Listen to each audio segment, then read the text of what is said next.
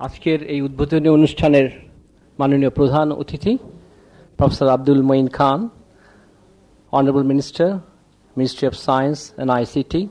আজকের অনুষ্ঠানের উদ্বোধক প্রফেসর জামিলুর রেজা চৌধুরী, উপস্থিত সুধীবৃন্দ, আসসালামু আলাইকুম। আমি অত্যন্ত আনন্দিত যে আজকের এই ওয়েবসাইটটার শুভ উদ্বোধন হলো। আমার দৃঢ় বিশ্বাস যে এটা আমাদের অনেক কাজে আসবে। আজকে এখানে মাননীয় মন্ত্রী আছেন এবং এই ওয়েবসাইটের ব্যবহারের এই আমাদের নীতি নির্ধারকদের সহায়তা দান করবে, আমাদের যারা প্রশাসক আছেন তাদের সহায়তা দান করবেন, যারা গবেষক শিক্ষক আছেন তাদের জন্য এটা সহায়ক হবে।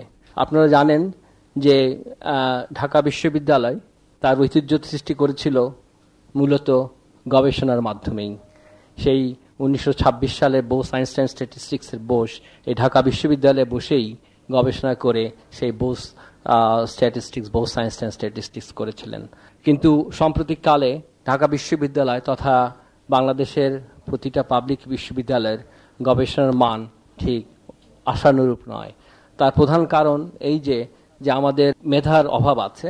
আমাদের মেইন প্রবলেম ছিল বা যেটা এখনো আছে সেটা হচ্ছে সুযোগ সুবিধার কথা, এবং এই সুযোগ সুবিধার অভাবের জন্যই আমাদের অনেক প্রতিভাবান বাংলাদেশি ইউরোপ বা আমেরিকার বিভিন্ন বিশ্ববিদ্যালয়ে চাকরি করছেন এবং বাংলাদেশের সন্তান হয়ে বাংলাদেশ থেকে লেখাপড়া করে উচ্চশিক্ষা গ্রহণ করে এখন তারা একটি অন্য দেশকে সার্ভ করছেন।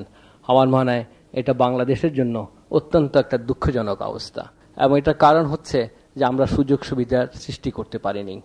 কিন্তু এই শতাব্দীর প্রথম দিকের সবচেয়ে আশ্চর্যজনক জিনিস হচ্ছে এই ইনফরমেশন সুপার হাইওয়ে বা ইনফরমেশন টেকনোলজি, এবং বাংলাদেশ সাম্প্রতিককালে এই আইসিটির ইনফ্রাস্ট্রাকচার এবং লজিস্টিক সাপোর্টের অনেক দ্রুত উন্নয়ন সাধন করেছেন, এবং মাননীয় মন্ত্রী নিশ্চয়ই এই সম্বন্ধে আমাদেরকে আরও অবগত করবেন। এবং আপনারা জানেন সাম্প্রতিককালে Bangladesh south east Asia, middle east, western ইউরোপের 1.2 টেরাবিটস পার সেকেন্ড যে অপটিক্যাল ফাইবার সাবমেরিন কেবল আছে তার সাথে সংযুক্ত হচ্ছে, এবং তাতে বাংলাদেশ প্রাথমিকভাবে বোধহয় 7 গিগাবিটস ব্যান্ডউইথ পাবে।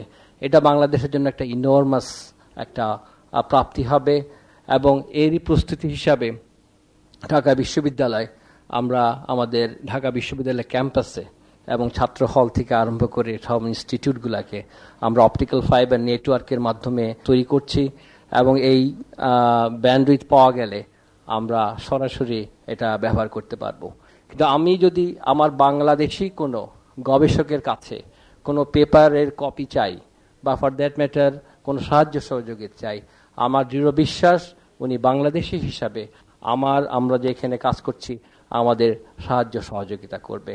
এবং এই ওয়েবসাইট যদি পূর্ণাঙ্গ হয়, অর্থাৎ সকল ফিল্ডের সকল গবেষকের যদি একটা পূর্ণাঙ্গ ডাইরেক্টরি থাকে এবং তারা কে কি কাজ করছেন এটা যদি আমি এক্সপার্টিজ অনুযায়ী যদি সার্চ করতে পারি, তাহলে ইমিডিয়েটলি আমার ফিল্ড লেজার ফিজিক্সে আমার কি কাজ দরকার, কে কি কাজ করছে এবং আমার কি সহায়তা প্রয়োজন, আমি তাৎক্ষণিকভাবে সেটা গ্রহণ করতে পারবো। এটা শুধু আমাদের গবেষকদের জন্য নয়, এটা আমাদের ছাত্রছাত্রীদের জন্য আমাদের অনেক উপকারী হবে। তো আমি পরিশেষে আবারও এমি চৌধুরী আর শামীমকে আমার ব্যক্তিগত পক্ষ থেকে এবং আমাদের সকলের পক্ষ থেকে আন্তরিক ধন্যবাদ ও কৃতজ্ঞতা জানাচ্ছি একটা সুন্দর কাজ করার জন্য, যেটা দেশ দশের মঙ্গলে আসবে। আপনাদের সবাইকে ধন্যবাদ।